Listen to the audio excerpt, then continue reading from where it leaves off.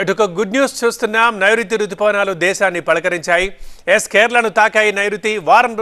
వారంలోగా తెలుగు రాష్ట్రాలకు నైరుతి రుతుపవనాలు విస్తరించబోతున్నాయి కూడా.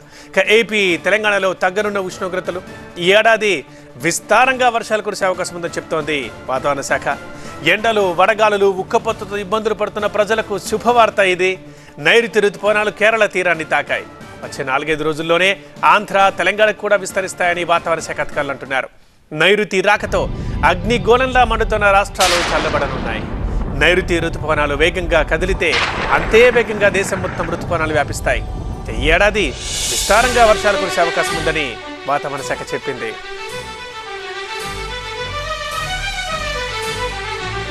కేరళ నుంచి మిగతా ప్రాంతాలకు రుతుపవనాలు క్రమక్రమంగా విస్తరిస్తాయి. 4-5 రోజుల్లో తెలుగు రాష్ట్రాల్లో ఈ ప్రభావంతో వర్షాలు మొదలవుతాయని వాతావరణ శాఖ చెబుతోంది. ఇక ఢిల్లీకి ఈ రుతుపవనాలు చేరాలంటే 1 నెల రోజులు పట్టే అవకాశం ఉంది. ఈసారి వర్షాలు బాగానే కురుస్తాయని అంచనా వేస్తున్నారు వాతావరణ శాఖ అధికారులు.